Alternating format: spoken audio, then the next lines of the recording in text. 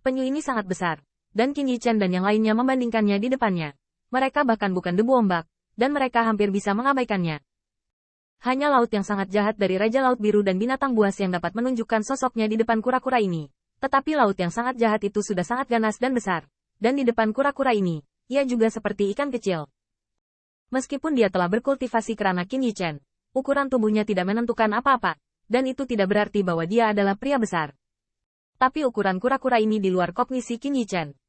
Yang terakhir belum bisa berenang melintasi langit berbintang dan telah melihat luasnya alam semesta.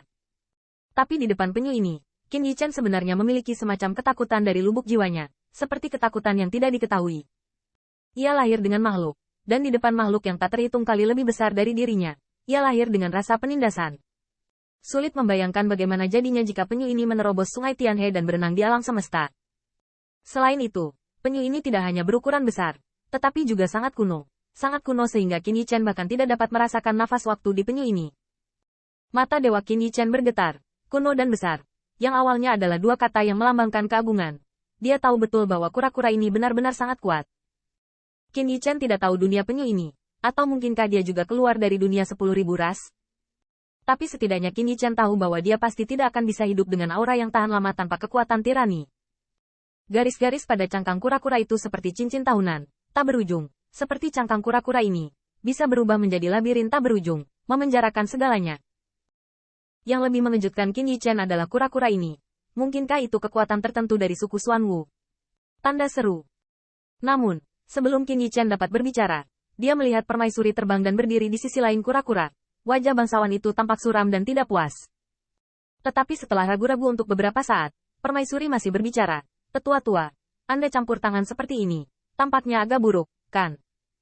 Dapat dilihat bahwa meskipun mereka disebut senior, permaisuri tidak menunjukkan banyak rasa hormat dalam kata-kata mereka. Dan bahkan raja-raja pemetik bintang itu suram dan diam. Dan Zhu Jiuyin bahkan lebih buruk. Mereka bertiga berdiri di sisi lain penyu, dan Zhu Jiuyin langsung berteriak, "Kura-kura tua, kamu berpura-pura mati di sini dan mengabaikanmu. Apa maksudmu hari ini? Ingin maju?" Sikap Zhu Jiuyin sangat kasar, meskipun Qin Yichen merasa kualifikasi kura-kura ini tidak kalah dengan Zhu Jiuyin. Selain itu, Qin Yichen telah melawan Zhu Jiuyin beberapa kali, dan dia sangat jelas bahwa dia biasanya menutup matanya dan tampak seperti penyihir leluhur tua yang buta. Ketika dia baik-baik saja, dia bisa memiliki beberapa kata kebaikan dan beberapa kata tawa dengan Anda. Tapi selama ada minat dan ada perselisihan, keganasan Zhu Jiuyin akan merobek penyamaran. Pada saat ini, 5 Qin Yichen juga terbang keluar, sepertinya tersapu oleh aliran penyu, posisinya agak halus. Di sisi kiri kepala kura-kura, ada sekelompok permaisuri, dan di sebelah kanan adalah Golden Crow silang dan 2 penyihir leluhur.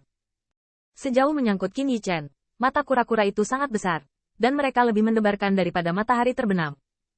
5 dari mereka berdiri di antara mata mereka, dan ketika kura-kura itu memandang mereka, pupil mereka berbalik dan terlihat agak ke kanan. Mata juling. Meskipun Qin Yichen tahu bahwa penyu tua ini berasal dari sumber yang luar biasa, adegan lucu ini masih membuatnya terkekeh. Pada saat ini, kura-kura tua itu sepertinya mendengar teriakan Zhu Jiuyin dan menggelengkan kepalanya. Matanya yang jauh lebih besar dari matahari terbenam ternyata tidak bersalah dan dianiaya. "Jiuyin, bagaimana kamu bisa membalikkan hitam dan putih begitu kamu muncul? Jelas sekali kau bertarung terlalu keras, dan bulu kaisar gagak emas membakar langit, dan lelaki tua ini dibangunkan olehmu." Warna kulit Zhu Jiuyin berubah untuk sementara, seolah-olah dia sangat meremehkan kura-kura ini. "Berhentilah berbicara omong kosong. Saya akan bertanya kepada Anda, hari ini, apakah Anda ingin menjadi bagian dari umat manusia?" Begitu kata-kata ini keluar, ekspresi dari 5 Qin Yichen berubah. Awalnya, Qin Yichen hanyalah tebakan. Kura-kura ini, yang selama tidak merasakan nafas waktu, terkait dengan suku Xuanwu, tetapi itu hanya tebakan. Tapi kalimat Zhu Jiuyin sepertinya mengkonfirmasi dugaan Qin Yichen. Kedua tetua ras manusia juga tercengang. Mereka tidak menyangka akan bertemu teman ras lain di dasar sungai surgawi ini, dan kekuatan kura-kura ini pasti sangat kuat. Namun, mulut Qin Yichen berkedut, dan yang membuat kedua tetua klan itu semakin tidak terduga adalah bahwa penyu tua itu telah dianiaya oleh surga ketika dia mendengarnya. Menggelengkan kepala sederhana yang besar itu lagi dan lagi. "Jiuyin Lilin, bagaimana kamu bisa salah pada orang tua itu dengan begitu keliru? Aku benar-benar dibangunkan olehmu." Permaisuri tidak tahan lagi, dan kata-katanya tidak sabar. "Orang tua, ini adalah kesalahan kami untuk membangunkanmu, tapi kami bisa menyelesaikan keluhan kami sendiri. Kamu, lebih baik tidak menonjol." Setelah kata-kata kaisar selesai, niat membunuh tiba-tiba terungkap, dan segel Kaisar Brahma ada di tangan, dan dia ingin membunuh Qin Yichen dalam sekejap. Namun, tepat pada saat ini, melihat Kuisui di sekitar Feng Nianwu berubah tiba-tiba, bayangan Dewa Ibu Mertua Permaisuri Huaxu terkondensasi. Teman lama, kamu akhirnya bangun. Munculnya Permaisuri Huaxu mengejutkan semua orang, termasuk Permaisuri Kaisar yang tangannya dicetak oleh Kaisar Brahma, yang matanya tidak bisa menahan waspada. Tapi yang tidak disangka Qin Yichen adalah setelah melihat bayangan Dewa Huaxu, penyu tua ini bergetar, menyebabkan bumi tsunami. Huaxu. Di saat berikutnya, dia melihat kura-kura tua itu seolah-olah dia melihat kreditor, dan benar-benar menarik kembali kepala besar itu ke dalam cangkang. Qin Yichen hanya mendengar suara ketakutan dari cangkang. Aku tidak mengenalmu. Aku bukan temanmu. Saya melihat seruan histeris dari cangkang kura-kura, dan kura-kura tua itu sepertinya sangat takut pada Huaxu dan tidak berani melihatnya. Qin Yichen sangat terkejut dan curiga. Penyu senior ini sudah memanggil nama nenek Huaxu. Kenapa tiba-tiba dia berpura-pura tidak mengenalnya? Mata Huaxu berkedip-kedip, dan dia sepertinya bisa melihat tatapan sunyi menciut di cangkang kura-kura. Dia penuh sentimental dan menghela nafas. Ya, karena kamu tidak ingin melihatku. Detik berikutnya, bayangan ilahi Huaxu berubah menjadi air bunga matahari, tetapi tidak menghilang, tetapi tetap ada di sekitar Feng Nianwu. Ketika permaisuri melihat pemandangan ini, matanya yang cerah bersinar.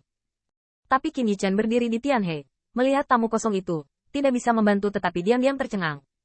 Penyu senior ini, apa yang terjadi?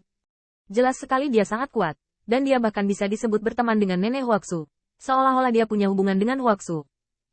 Tetapi dia menghindari melihatnya sedemikian rupa, dan Qin Yichen memperhatikan bahwa tidak peduli permaisuri, dia masih dalam bayangan lilin, dan penuh penghinaan untuk adegan ini. Hanya laut yang sangat jahat yang mendiami sungai Tianhe yang memiliki pandangan rumit terhadap kura-kura tua ini, tetapi itu lebih menghina. Sampai dipastikan bayangan Huaxu telah menghilang, kura-kura tua itu perlahan menjulurkan kepalanya. Namun, kemuraman di mata Zhu Jiuyin masih belum hilang.